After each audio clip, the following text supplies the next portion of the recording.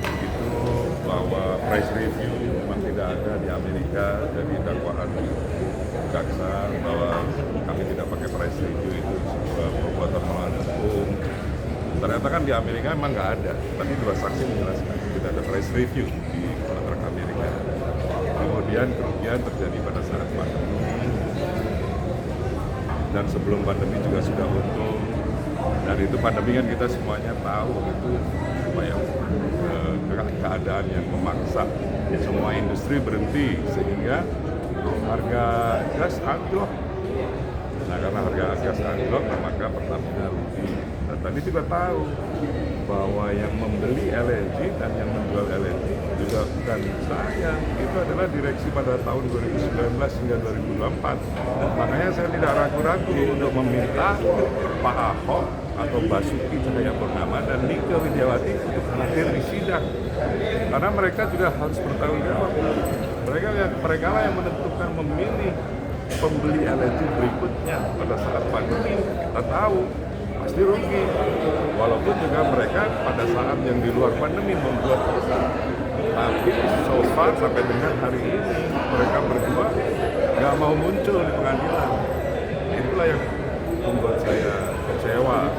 Padahal saya bukan mau menyalahkan dia. Mereka juga telah berbuat baik. Siapa sih di dalam COVID itu yang bisa untung? Nggak ada kan? Tapi mereka juga tidak mau mengklarifikasi bahwa Pertamina untung. Padahal jelas-jelas Ahok dan Nike menerima tangkian dari hasil penjualan LNG. Kemudian untuk teman-teman Pertamina yang lain yang saat ini masih aktif di Pertamina, saya mau lihat tangan saya di borgol karena membeli LNG dari Amerika. Pertamina sekarang ini diperintahkan juga oleh pemerintah untuk membeli LNG lagi dalam rangka negosiasi tarif di Indonesia dan Amerika Serikat. Mereka diperintahkan untuk menjajaki pembelian LNG, minyak mentah, dan LPG. Yang paling visible tentunya LNG, karena kita lihat tadi di dalam perbandingan harga masih di bawah $11 LNG. Nah, tapi teman-teman Pertamina, termasuk direksi, komisaris, dan SVP, VP semuanya berhati-hati. Dulu saya juga melaksanakan perintah dari pemerintah, tapi akhirnya begini. Jadi untuk teman-teman Pertamina sudah hati-hati, harus ada perintah yang sangat jelas bahwa rugi tidak rugi, mereka tidak boleh dimintai pertanggungjawaban. Sudah ada undang-undang BUMN, kerugian BUMN bukan kerugian negara, tapi ASDP kan tetap dihukum. Jadi ada banyak ketidakadilan yang mengganggu rasa ketidakadilan masyarakat yang akhirnya akan merusak bisnis migas khususnya. Terima kasih. Ini Bu Cik. Baik, terima kasih. Tadi teman-teman yang memantau di dalam jelas ya, lihat bahwa persidangan ini persidangan soal kejahatan. Ingat ya, kejahatan korupsi. Kejahatan korupsi jelas ada perbuatan untuk memperkaya diri sendiri secara melawan hukum yang kemudian merugikan negara, atau memperkaya orang lain secara melawan hukum, atau memperkaya korporasi lain. Begitu pula menguntungkan diri sendiri kalau pasal 3-nya orang lain atau satu korporasi secara menyalahgunakan kewenangan. Yang teman-teman lihat di dalam persidangan tidak ada satu perbuatan hukum, perbuatan apapun yang dilakukan oleh klien kami yang melawan hukum. Kejahatan ya, kejahatan. Jahat itu harus ada niat jahatnya, harus nampak dari perilaku jahatnya yang kemudian menimbulkan kerugian buat Pertamina. Nggak ada. Ingat, beliau berada di 2014 ketika menyusun kontrak, yang mana kontraknya di 2014 itu sudah diganti dengan 2015. Bertahun-tahun kemudian baru eksekusi pembelian. Ingat, pembeliannya tidak ada uang keluar dari Pertamina di tahun 2014. 2015 tidak ada, itu baru di 2019 dilakukan oleh manajemen yang baru. Begitu ya. Ahok sebagai apa? Ahok sebagai komisaris utama, Ibu Nike sebagai Direktur Utama. Saya mengapresiasi kemarin Bapak Ahok datang di persidangan yang lain. Kami berharap beliau bisa datang di persidangan Pak Hari dengan gentleman mengakui bahwa kerugian terjadi di zaman kami. Meskipun itu bukan korupsi ya, tetapi karena pandemi. Jangan kemudian tidak ada kaitannya dengan klien kami ketika pembelian dan penjualan LNG yang tadi merugi, yang dilakukan oleh orang lain, kemudian perjanjian sudah diganti, kemudian dikriminalisasi gitu loh. Ini jelas-jelas bentuk kriminalisasi yang nyata-nyata banget gitu. Kami mohon sekali lagi kepada Presiden Republik Indonesia, kepada DPR RI, kepada Badan Pengawasan Mahkamah Agung, kepada Komisi Yudisial. Ini negara hukum harus ditegakkan dengan seadil-adilnya. Kalau salah, dihukum. Kalau berbuat jahat, kejahatan ingat ya. Tapi kalau tidak berbuat jahat, tolong dibebaskan. Tolong dibebaskan. Karena ini ada satu warga negara yang hari ini dikriminalisasi. Anehnya, dalam setiap perkara tindak pidana korupsi, usul pasal 2, pasal 3 di Pengadilan Tipikor, selalu yang namanya penuntut umum memberikan laporan hasil audit. Apapun itu, kalau BPK, laporan hasil pemeriksaan. Pasti diberikan kepada terdakwa karena kita akan pelajari dokumen laporan hasil pemeriksaan tersebut untuk pembelaan.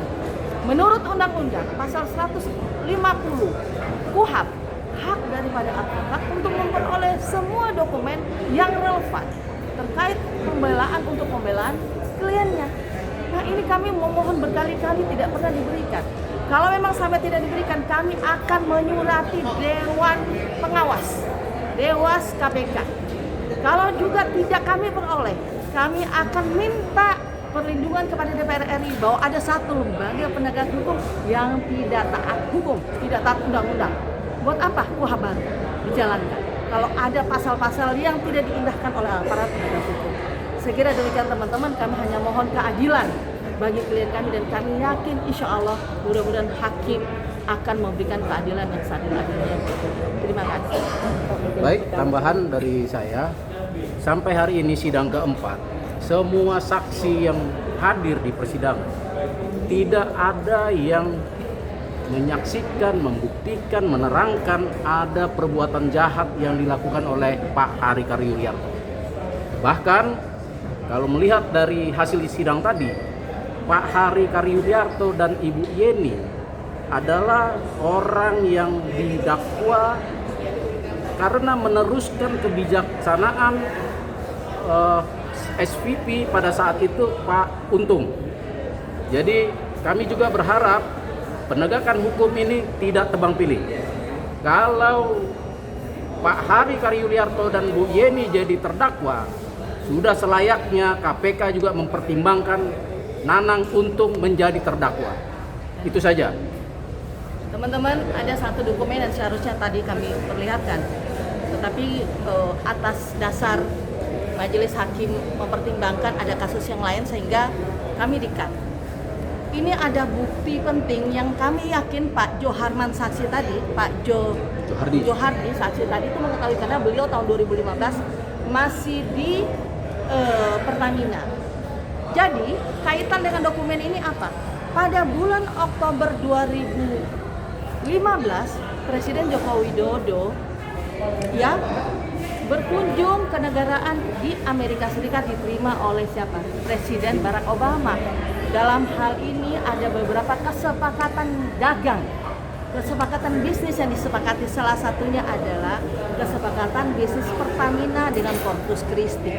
Artinya bahwa ini perjanjian ini diketahui oleh Presiden Republik Indonesia dan ini sah, legal, menguntungkan negara justru ketika 2000 setelah pandemi itu keuntungan negara sangat besar dibandingkan dengan pandemi. Anehnya, kenapa penuntut umum dalam hal ini menyatakan seolah-olah ini perbuatan melawan hukum dilakukan oleh klien kami, seolah-olah klien kami melakukan kejahatan. Padahal justru ini Presiden datang ini sebagai bukti bahwa perjanjian antara Corpus Christi dengan Pertamina itu sah dan berjalan sampai saat ini belum pernah dibatalkan. Begitu ya, dan itu menguntungkan negara, menguntungkan Pertamina dalam hal ini gitu. Jadi menurut kami harusnya benar-benar ada atensi dari Presiden sekali lagi dengan DPR RI dari Komisi Yudisial, dari Mahkamah Agung, bahwa ini telah terjadi kriminalisasi. Ingat ya, dalam perkara ini tidak ada satupun permufakatan jahat, tidak ada penerimaan uang, suap, tidak ada, mau dari Pak Hari atau dari orang lain, atau begitu pula sebaliknya. Artinya clear banget, ini aksi korporasi yang menguntungkan Pertamina, tetapi justru dikriminalisasi. Mohon teman-teman kita kawal bersama perkara ini. Mudah-mudahan beliau memperoleh keadilan. Terima kasih. Ibu, untuk sidang berikutnya untuk dipertegas lagi, apakah diminta untuk Pak Ahok hadir, karena kemarin Pak Ahok sudah hadir nih? Oh jelas, kami Untuk sangat berikutnya berharap bagaimana? beliau hadir. Karena BAP-nya beliau, kami baca, justru BAP-nya tuh sangat-sangat merugikan klien kami.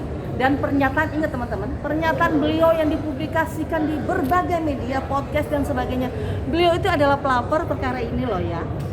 Karena beliau pelapornya, beliau harus bertanggung jawab dan datang di persidangan. Tunjukkan di mana kejahatan yang dilakukan oleh Pak Hari. Karena ini kerugian justru di saat beliau menjadi komisaris, dan tadi sudah disampaikan, beliau menikmati tantiem loh ya. Ya, direksi Bu Nika menikmati tantiem ya. Tantiem itu salah satu keuntungan yang diperoleh dari Corpus Christi ketika kita membeli dan menjual Corpus Christi di tahun 2022 dan seterusnya. Jangan beliau yang menikmati, Pak Hari justru yang dikriminalisasi, menjadi sangat-sangat tidak adil. Terima kasih teman-teman semua. Nama Ibu dan nama Ibu? Saya Wa'ode Nur Zainab. Saya Sahala Panjaitan. Baik ya, terima kasih Terima banyak kasih. teman-teman. Iya.